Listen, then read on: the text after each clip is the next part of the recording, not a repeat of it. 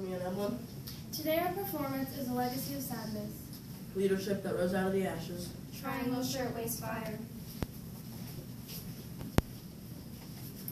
To achieve the American dream. Isn't that what everybody wants?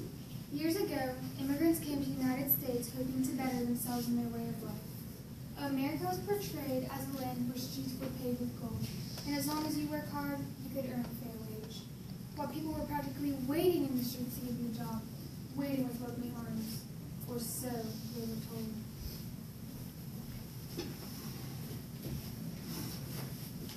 Next. Name. What is your name? Pauline, sir. Do you not have a last name? I have a last name. She has a last name. I'm sorry, Mr. Harris. It is Newman, sir. Do you have any experience as a seamstress? Well, yes, sir. I was very good at hemming and taking adjustments for him. I don't care about your life story. A simple yes or no was all that I needed. Next.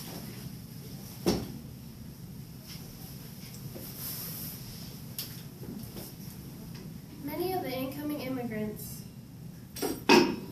were easy prey for the factory owners for their willingness to work. People worked all day long in unsafe conditions.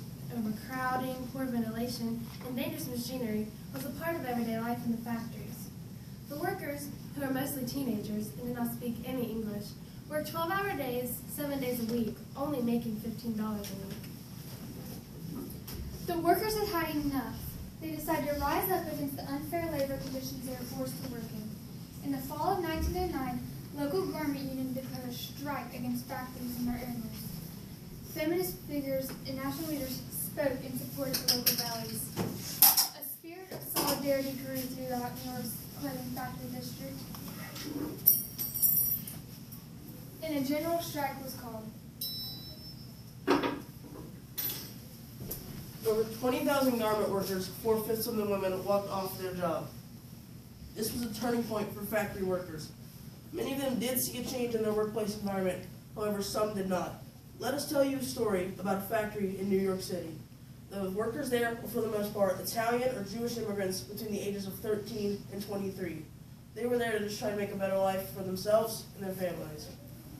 These workers were employed by the Triangle Shirtwaist Company. This company makes women's dress shirts from some of the finest material that can be found. They also founded a legacy for being one of the worst sweatshops in New York City.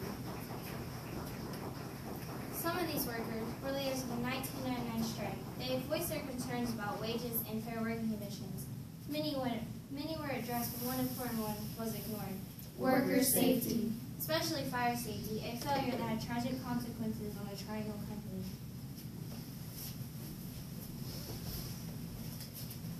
Fire! The building's on fire! The doors are locked. We have to get out of here. Come with me to the fire escape. It'll take us so far down we can jump the rest of the way if we have to. No, come with me to the elevators. We're not working right now, but we can get on the cables and slide down.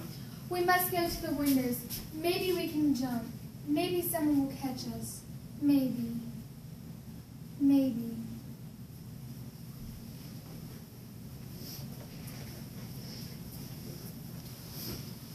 Long in their bondage, the people have waited, lulled to inaction by pulpit and press, hoping in time their wrongs would soon be abated, trusting the ballot to give them redress.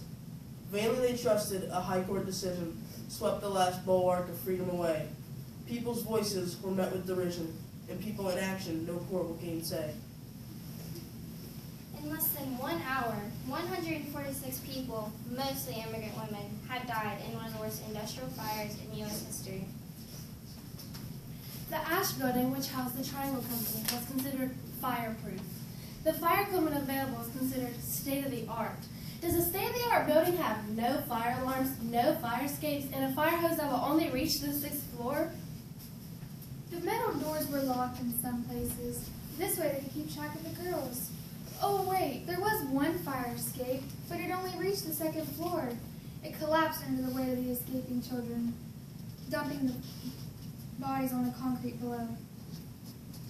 What could they do? How could they get out? All they left to do was jump. The scene was horrid. As the fire department had arrived, the top 3 floors had turned to red furnaces, and bodies were falling, already burned to the ground. One passerby, after witnessing the horrible scene, referred to it as The day it was raining children. She will never forget the terrible sound each body made as it hit the sidewalk below. The scene was horrible. Bodies lay upon bodies. People on the sidewalk were trying to lift others in the building too. Hold on. Help is coming. But the fire was engulfing them. The women of the factory. Would it be less painful to die from a fire or jump onto the concrete? The women. Hold on, help is coming, but the fire was engulfing them.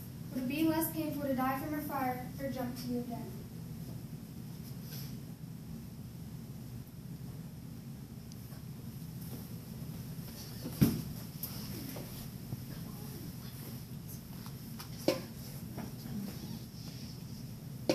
One veteran policeman was asked to comment about the fire. As he stared down at one of the charred bodies that had been recovered from the fire, a reporter asked him, Is it a man or a woman? It's human, that's all you can tell. This is the worst thing I've ever seen. The Triangle Shirtwaist Fire employed about 600 women and less than 100 men. One of the saddest features of the fire was that their workday was almost over. If the fire were started 5 minutes later, no lives would have been lost.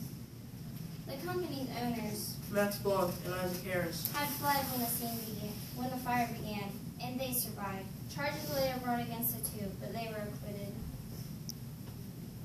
The loss of the life that could have been avoided was too much for people to bear. The workers were fed up with the unsafe conditions, and they wanted to make sure a tragedy like the Triangle Fire would never happen again. So they took to the streets, and they made their voices heard. Many people, some rich, some poor, came together to make this movement. Anne Morgan, daughter of millionaire J.P. Morgan, and Alva Belmont, two of New York's wealthiest women, hosted meetings to demand laws on fire safety. A young witness to the fire, Frances Perkins, who would later become Secretary of Labor during the Roosevelt administration, would never let what she saw that day fade away. She would become a leader in pushing forward comprehensive safety and compensation laws for workers. Ms. Perkins worked hand in hand with the International Ladies Garment Workers Union. She kept the tragic legacy of the Triangle Shirtwaist Fire always in front of the governmental officials' watchful eye and made sure that any safety violations were immediately corrected. Rose Snyderman, who was a prominent socialist and union activist leader, spoke during a memorial for the Triangle workers. In this speech, she wanted the tragic legacy of the Triangle Fire to stay with the workers always. She wanted them to never forget the tragic legacy. She wanted them to never forget what had happened that day so that their lives and the lives of the workers who come would never meet the tragic ending as did the workers of the Triangle Company. Ladies and gentlemen, I'd like to introduce to you Rose Schneiderman.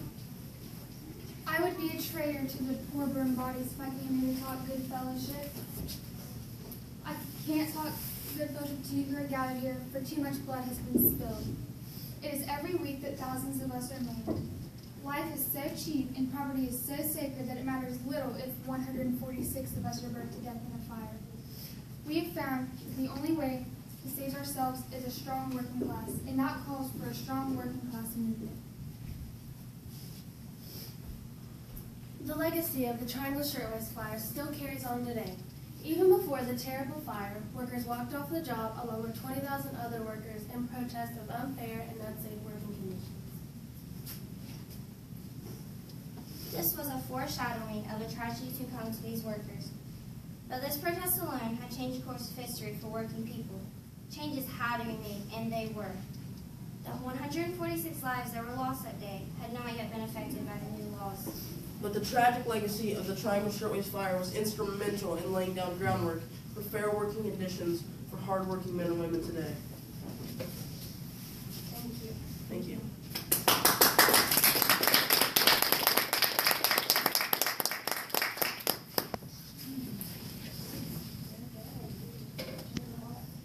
I wrote your first line that said this was not your original choice. What was your original choice for your project? We were going to do a project on this woman named Emma Willard, and she's the person that created the first all-women's school, but we couldn't find enough books or anything on her to actually make a project, so we decided to just change. So how did you encounter this? Just like going online, just looking at things and somebody saw this? Well, we went and talked talked to our librarian, and she gave us some suggestions on what we could do. And we went and we like researched some of the suggestions she gave us, and we found this one to be the most touching. What did you learn from it that first amazed you when you first started studying about it? What was the first thing that just like got you? I didn't like how the owners of the building, they just left and they didn't help anyone get out or anything. Like they didn't care for their workers. And I read that the company's owners just like were charged and they just got out of it, and that they did it on purpose to collect their insurance on it.